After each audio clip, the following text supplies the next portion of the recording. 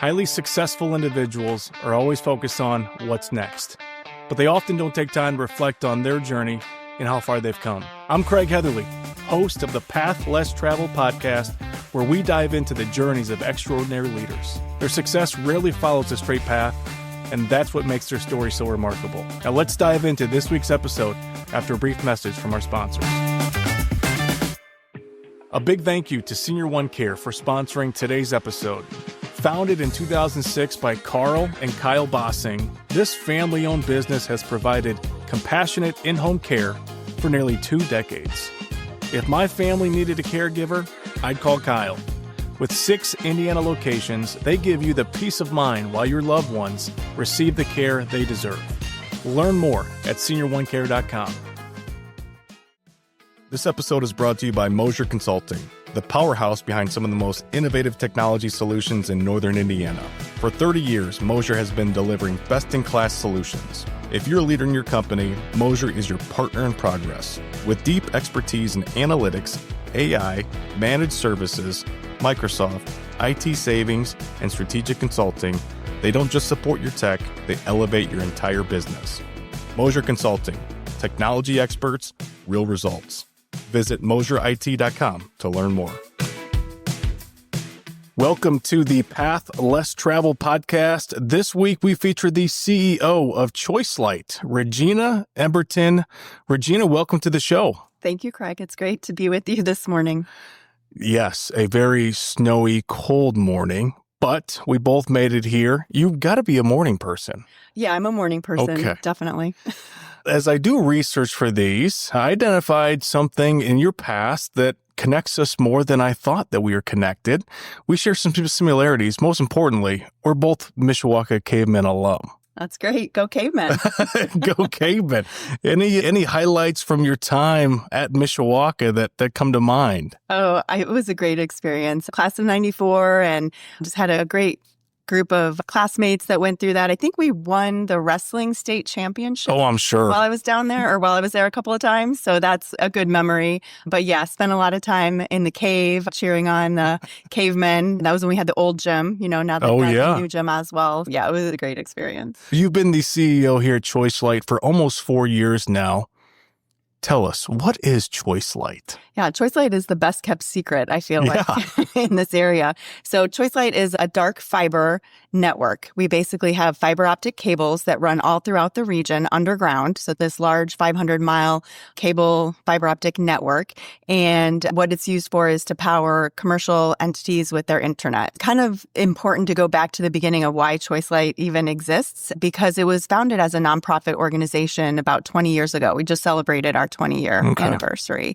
And the reason it was formed was out of a need for economic development. We had companies that were leaving the market or considering leaving the market to go to Chicago and other places that had fast, reliable internet connectivity. Oh, wow. Yeah. Just as the technology evolved and internet and digital became such a critical part of the business foundation and infrastructure for companies, we didn't have that here. We had great fiber optics that were running through our community. In fact, they go from the East Coast to the West Coast right through South Bend, but there was no off-ramp. So there was no way for higher education institutions, hospitals, community governments to be able to connect in and have access to that.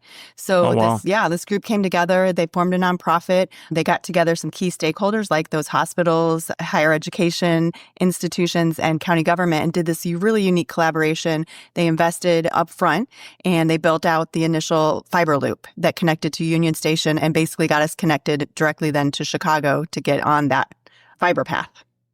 So the collaboration, because I just assume that there's a lot of collaboration that happened in order for this to get launched and for it to be where it's at today. Anybody still involved that were involved 20 years ago? Yes, that is a great question. So it has been a very involved group since the beginning. So this would have been mid-2000s, maybe 2005 or 6. And Pat McMahon was the head of the Economic Development Organization, then called Project Future, now part of the South Bend Chamber.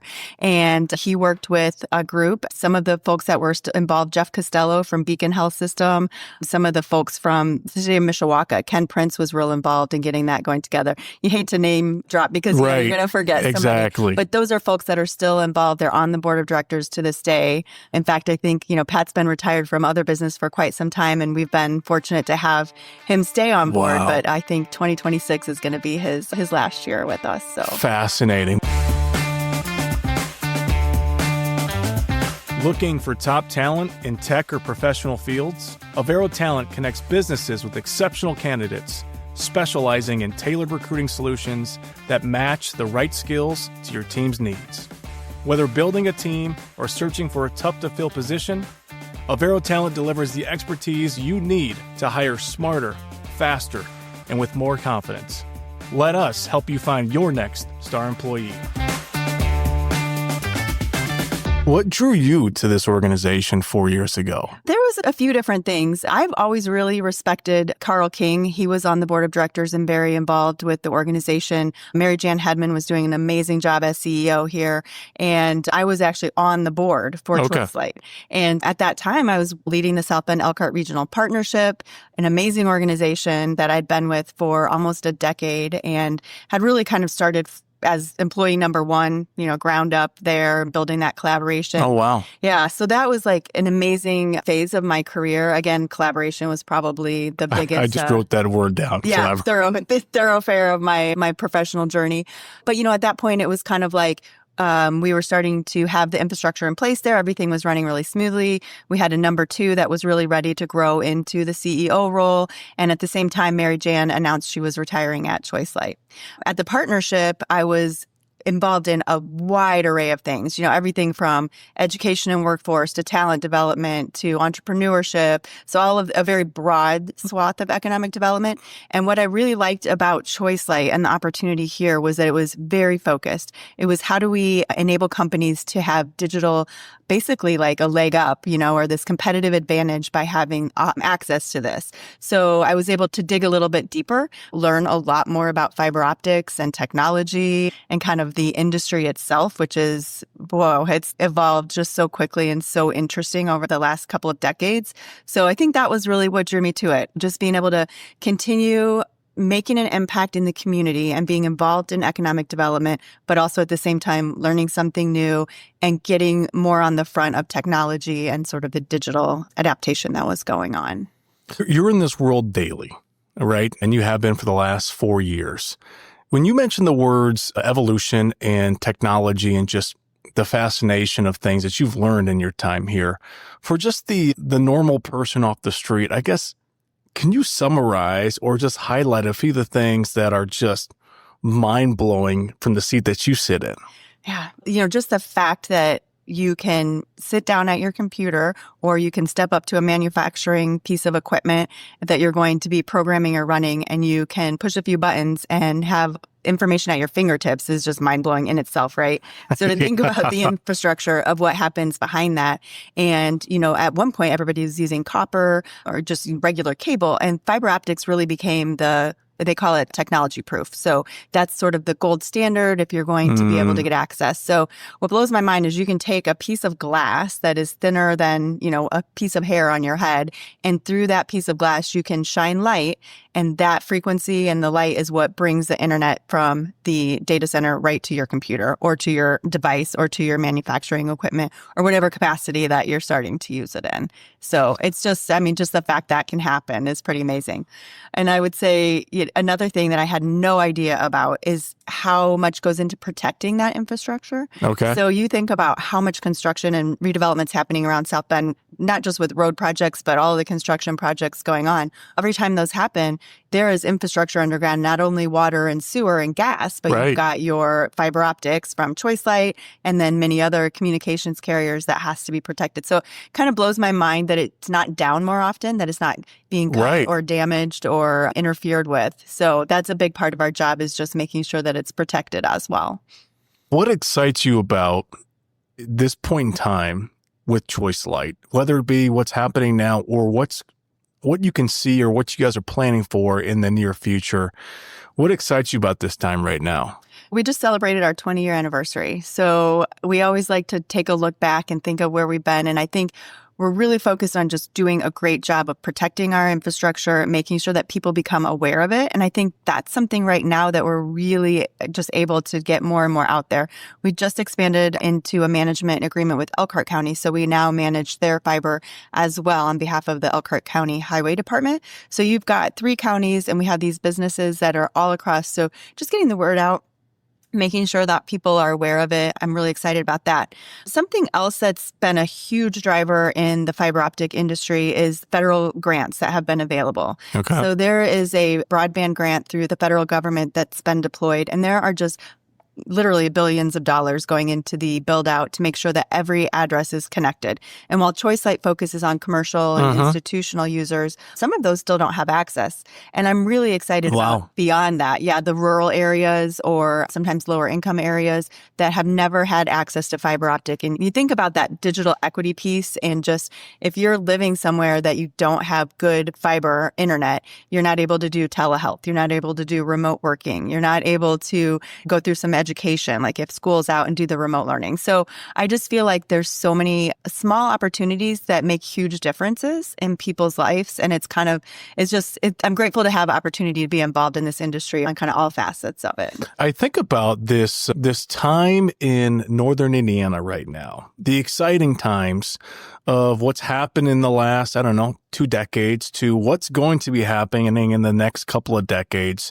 It's an exciting time to be here. And I would assume that, what you guys do and the collaboration that you have with others is critical in drawing more and more people and companies to this space. Am I accurate in that? Absolutely. I think the way I like to put it is I've worked downtown since 1999. Okay. And we always took a couple steps forward and then a couple steps back. And we'd have some new businesses and then a couple would close. Or, it was a very just slow process. And I think, like you said, about a decade ago, it really feels like it just started to snowball. And we started to have some synergies of what's happening. And I think that's not only in South Bend. I think that's across the region. And that's a big part of it, too, is that when people think of our area, we have so many amenities that are across that you just easily access. And this has been happening in Elkhart County and in Plymouth and all across the board. So it's been exciting to watch that evolution. I do think, being involved in the regional cities and the READY projects where the state was infusing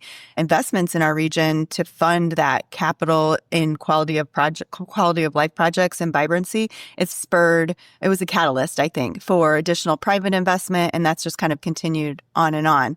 So that's kind of looking back a little bit. And then looking forward, you can just see what's happening with, I would say, people getting invested in the community, local people reinvesting in our downtowns and companies in the area. Downtown Elkhart with We Impact and what they've been doing to bring new development there. Here in South Bend, that continues to happen as well. I'm watching developers down in Plymouth and Mishawaka, and so I see that continuing on. And you see so much investment that's on the books. I'm excited about the development of the Four Winds Field. They've got such a huge investment going in there, and then the Momentum Entrepreneurship Hub and what's happening up with Beacon Health System. It's kind of like you're just seeing all these large chunks get taken. And then I think that encourages smaller developers to come in and invest businesses or in redeveloping projects that are the smaller ones that are maybe more manageable as one-offs. Yeah, when you start to see big cranes in town, right? If you go to Nashville, like cranes are everywhere, right? Yeah. But when you start to see cranes here in the area, something's going on. Yeah. And it sparks a lot of interest and clearly some desire to get more invested either on a personal level or on a corporate level. I want to talk a little bit more about, you've now mentioned a couple of times the South Bend and Elkhart Regional Partnership that you were part of. You were employee number 1. For the average individual in the community, I guess explain a little bit more about the impact of that organization during your time, and then also what it's helped do in the community to provide whatever for a resident. Yeah, it was a a really forward-thinking group of people that came together to want to start that. It was the Chamber of Commerce officials, Jeff Ray, others in this area, and they basically came together and said, we shouldn't be competing for businesses to relocate to our city or our county, because businesses don't think in terms of political boundaries, right? They think in terms of labor force or, amenities and drive time and that kind of thing. So they came together and said, we should be working together. And I came on board at that point really as a marketing effort. So we were going out recruiting businesses to the area and saying, here's what as a region, the South Bend Elkhart region has to offer and why you should be here. And from there, it just really evolved. I think a big catalyst was the first Regional Cities Initiative, where the state said they were going to give this opportunity for regions to compete for $42 million that would go into quality of life investments. And I don't really think at that time we believed in ourselves as a region. I think in general, people were like, we don't really have a chance at that. Why, this is going to be a lot of work, a lot of effort. I don't know if it's worth it. But we started convening the right people, right? Getting out early, getting the right people around the table and talking about it. And eventually we just thought, you know what, even if we don't have a chance, the collaboration and us working together is worth it. And putting together a solid strategy for how we are going to recruit more businesses to our area, how we are going to grow our population, how we're going to increase the educational attainment, those type of things all became critical. And we went through that process and we did end up achieving our goal. We won a $42 million grant that leveraged, 3 times that in terms of private investment and local government investment. So for what I feel like, I know that there's been a lot of work over the years, but for the first time in my lifetime, I was able to see government coming together with private businesses, philanthropy, higher education, all at the table together and saying, this is as a region what we need to do. And, I think that evolved from there. We built out a board. We're really intentional about having regional representation and different industry representation, put that infrastructure together, hired a great team, amazing people that were running those different areas that I mentioned, like workforce and entrepreneurship. And we, just a lot of initiatives that were happening there. So I think over that course of time, really, we just built a culture of collaboration. And it's just been so rewarding to see that continue on, and to know that it's in great leadership now with Bethany Hartley and the team that she's continued to assemble there and the board that continues to just be really invested. So I guess the one thing I take away from it is we've achieved a lot in terms of bringing in resources to the region, investment, growth, things like that. But the putting together that culture and just everyone feeling a little bit more inspired, believing in ourselves a little bit more. And then now the results are showing we are growing population. We do have higher educational attainment, all of those things that we set out to do. It's been really exciting to see. I've sat next to you at a couple of different functions over, my time being back here in the community for the last about 5 years. And we bumped into each other a few different times. And I just knew that there was something that I was like, I need to just interview Regina. I need to hear more of her story. And the thing that I want to talk about is what I would consider from our conversation, just kind of your zone of genius. The collaboration. You've now said the words partners, us, we, team, everyone. It's not about you. I guess tell me more about where that comes from for you to just link arms with others and not just have to be the one that does it all. Maybe it's just something from inside, but I think it's been developed over the years with people I've worked with also. My initial career was with Bradley Company in commercial real estate, the first 14 years of my path here. And on that, I was always part of a team. So it was never like I was a lone broker, which is a very traditional way to do commercial real estate. I was always working with a team of people. We were able to take the lead on different projects depending on who had capacity and who had the skill set. So I think it kind of started back then. And then probably even before that, we mentioned sports in high school and things like that. You're always working as part of a team, even if you're running an individual race in a track meet or something like that. So I would say all from there. I also come from a family with a lot of siblings and step siblings and cousins. And so there's always just been a lot going on and, kind of needing to streamline that and make it work with a lot of different people. That's kind of, I would say, the early way that happened. That's good. So the title of the podcast is The Path Less Traveled. And as we start to shift the focus more towards you personally and your leadership journey, I guess when you hear that title and you think about your journey, what does come to mind for you? I think I started out in a non-traditional path. It wasn't like 4 years of college and move on to another city and get a big job, which is kind of where I thought I would be going when I was in high school. I started out at IU Bloomington. I started a family very early, came back to South Bend, and I was really fortunate to have IU South Bend as an opportunity then to continue my career as a young mom and be able to go through undergrad there. I had amazing professors that believed in me and were inspiring. One of my professors introduced me to the concept of a master's degree and a grant that could actually help fund something like that. So I was able to continue on and get my master's at IU South Bend. So I feel like that really set me up for a good path. And then community and economic development was my schooling. That's always what I've wanted to do. And then I ended up in the private sector because I interned for Bradley Company, CB Richard Ellis at the time. And I think it was those mentors, those early mentors that believed in me and just kind of gave me some bandwidth to start to be a leader. I started off at doing market research, a very entry level role, and was able to just try so many different things and grow over the course of that time. Great mentors, great people that I was able to work with and that supported me. And then, through the partnership, the same thing, my board, the people who have just sort of said, we're going to give you this opportunity, take it, run with it. And then, like we talked about, I think you mentioned we're both 3s on the Enneagram, the achiever. So if I get a little bit of rope, I'm able to just, kind of continue going through that.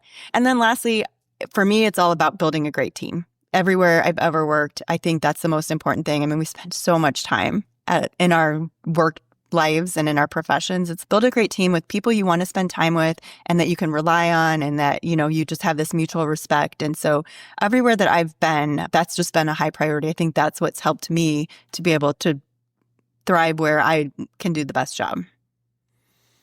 You said, and I'm not going to ask for mentors because I'm sure you've got a long list of mentors and you, like most, feel bad for leaving some out. So the question I want to ask you is, you mentioned the word believed in you. So what are the words? What are the feelings? What are the experiences? What is it about leadership and how you can change the trajectory, like you're mentioning, of somebody's life by believing in them?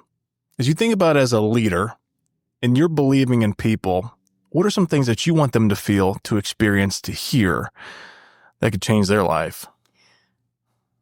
I want my team, and my family, people that are around me, I want them to feel empowered and to feel optimism, like that there is this possibility that what they're thinking they can do, right? And not to be held back by nerves or anxiety or the thought of failure, So I work really hard with our team. I just think professional development is important. I think just getting out there and being exposed to different opportunities is critical. That's primarily what it is. I mean, I do the same thing with my kids.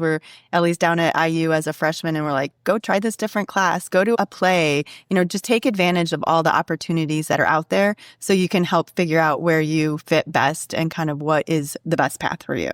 The personal development piece, anything that you've done in your past that has really helped you take a big leap forward in your leadership journey or your team's leadership journey? Yeah, I've been a really high believer in credentials and certifications and education. When I was in commercial real estate, I went through the process to achieve both my SIOR and CCIM designations, which are the top level credentials in that field. When I was with the South Bend Elkhart Regional Partnership, I spent years going through, one course a year to get my certified economic developer certificate and designation. So again, I just think that those things are really important and encouraging my staff to do the same thing so that we all grow from that. So that's kind of on the personal development level. As a team, we always bring in outside people. We've worked a lot with Nancy Oshanowski, who's come in and helped our team with different strategy building exercises, kind of figuring out who does what best, why we do what we do, just kind of thinking big picture about strategy and where we want to go as an organization.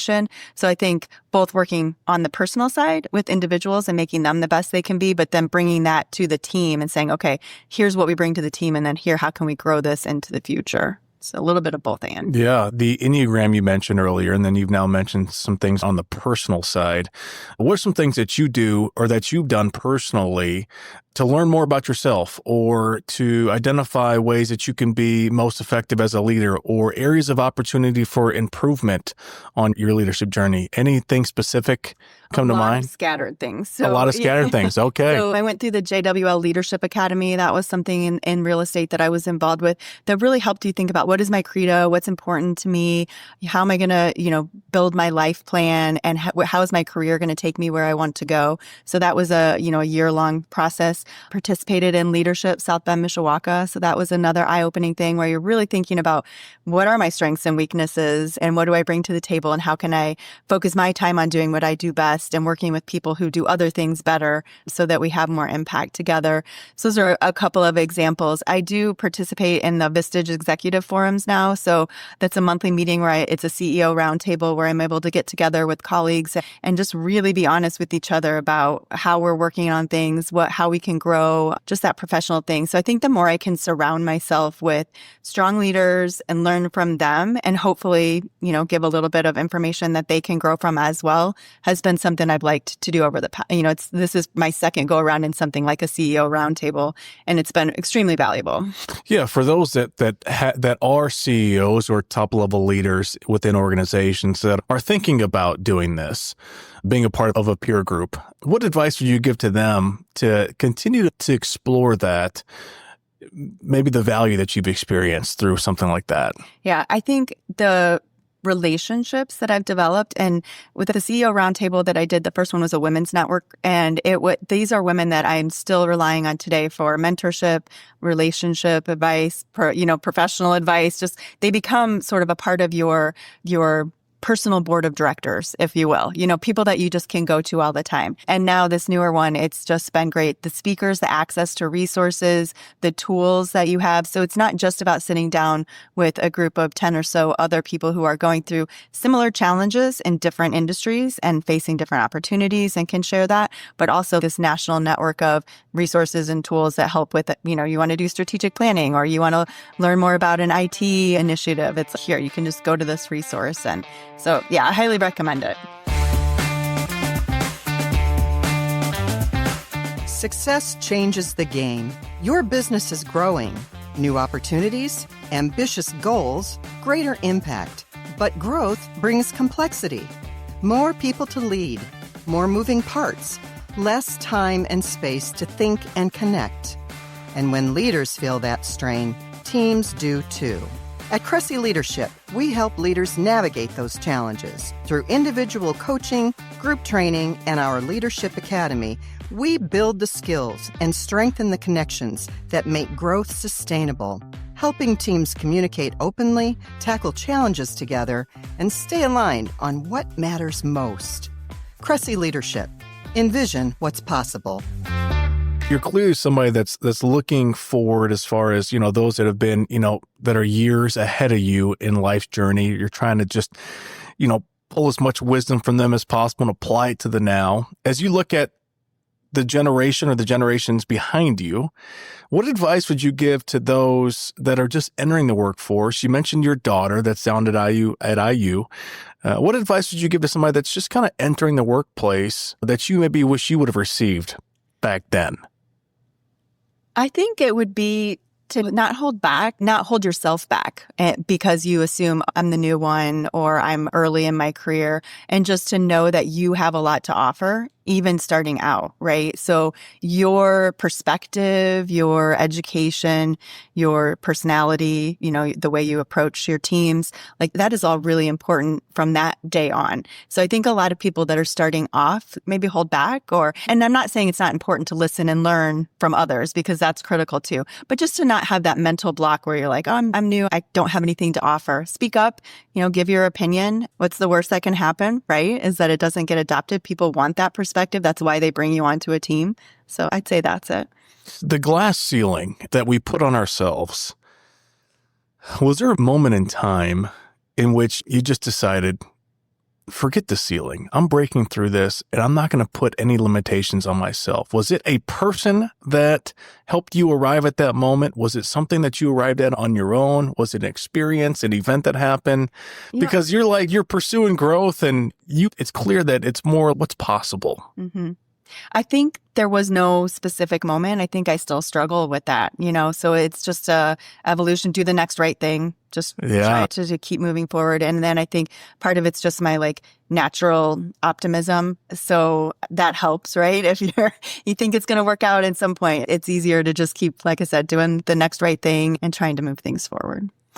as you're equipping yourself, and you mentioned the Vistage and the access to different resources that are out there for personal and team growth, what are some things that you subscribe to personally to be a little bit sharper, to be a little bit better tomorrow than you are today? Anything come to mind? It could be books, podcasts, people.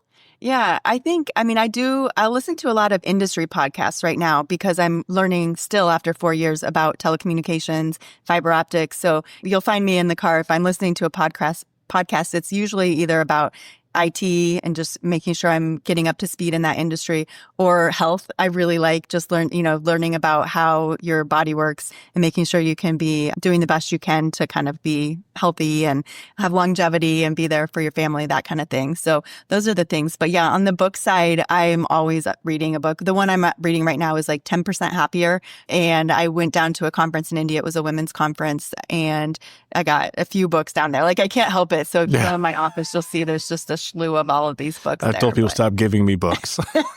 Yeah. So that's, no particular one, but I just like the process of always having something at hand to be thinking about. What are the things right now that's consuming your thoughts that maybe you talk about different podcasts, industry podcasts, but then also books? I guess what's grabbing your attention right now as you're being more and more curious about? I'm really curious about the development process of our cities. Yeah. And that's something kind of just grabbed me and hasn't let go. Yeah. So as I get involved, and a lot of it has to do with like, how do we maintain these old buildings, not let vacancy and blight kind of come across? That's just been a big thing throughout my career, I guess. When you talk about commercial real estate, economic development, technology, all of that can sort of intertwine. And that's where right now, bringing those three that Venn diagram together, and that spot in the middle is where I'm really excited about. You mentioned previously that you've got a little bit of experience in preserving some of those older buildings downtown and just in various places, I'm sure. Where's the passion for that come from? My dad was a home builder. When I was a kid, he always likes to tell me, I don't really remember this, but he said he would take me out to the job sites all the time. And I was just sort of his little assistant going out. And then he was in real estate forever. My brother's in real estate. My grandfather, who I never actually met, but was involved in the development process of some of the commercial stuff over in Mishawaka. So I think maybe there's like something in our genes that brings you into that. But yeah, I've just always loved the fact of taking something that's underutilized and then seeing it come to this vibrant, amazing thing.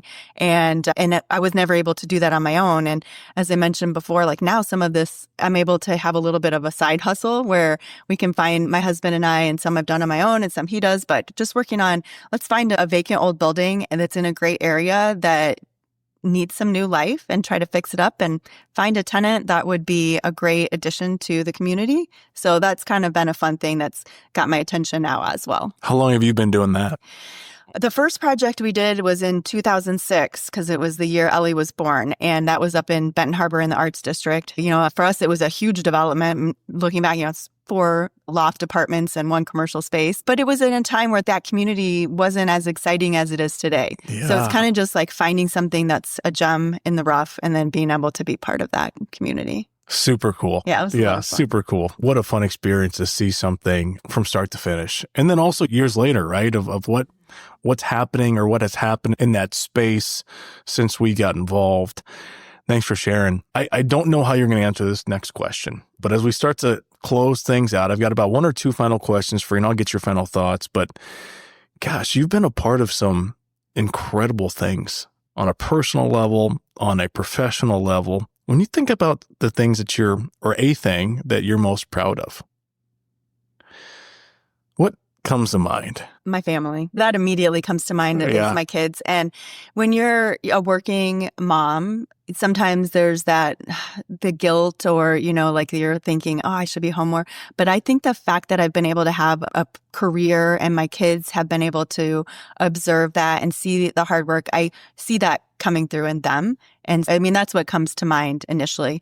Professionally, on a more career basis, I think the South Bend Elkhart Regional Partnership and just the growth of that organization is something that I will be forever grateful to have been involved in and been able to put my fingerprint on, and just to see that. I think it's something that will continue on for a long time. And so I think that's the other thing. Through your zone of genius, through the collaboration, the teamwork that's gotten things across the finish line, you've put a lot of time into that, a lot of effort, a lot of energy into those different projects. You've been pretty kind. You've been kind with your time.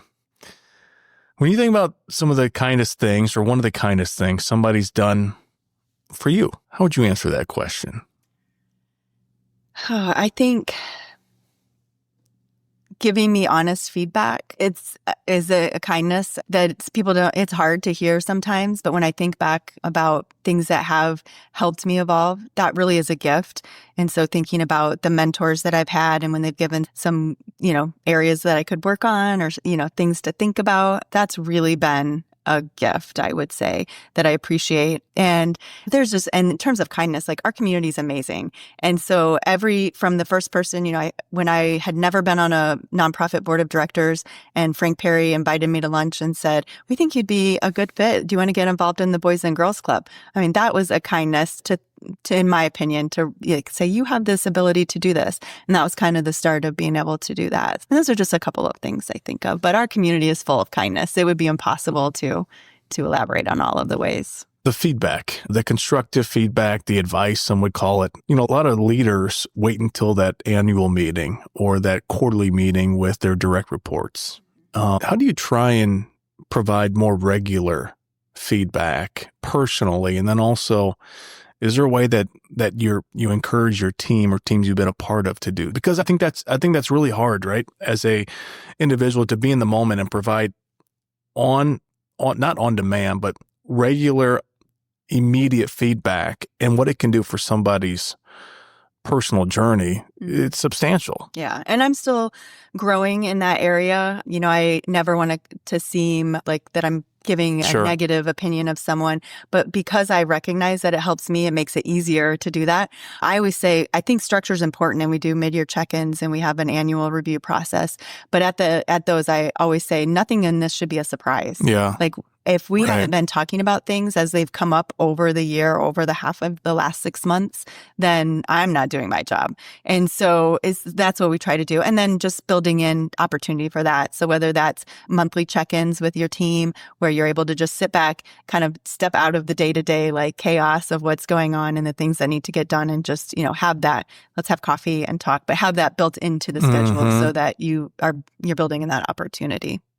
Well, wrap us up here. Give us just your final thoughts, and it could be anything as it pertains to what's happening here at ChoiceLight, your leadership journey, collaboration, anything that you'd want to leave listeners with. The floor is yours. There's so many things that we've got time. So many different directions that could go. But I would say it is just to let's all together as a community be excited about where the future is going, and not let some of the negativity that, you hear nationally or just in terms of the news and things like that hold you back from the optimism. Because the South Bend Elkhart region, with all of the resources we have, all of the people and the talent that is here, I just think we're on the precipice of something really exciting. I'm thrilled that I live in this community, and I hope that other people kind of share that spirit. And I'm just excited to see that if everyone is moving in that same direction together, where we'll be in 10 years. Thank you for doing this. I've really enjoyed our conversation. Thank you. That's it for this week's episode of the Path Less Travel podcast with the CEO of ChoiceLight, Regina, the collaborator, Emberton. Thanks, Greg. Until next week, have a great day.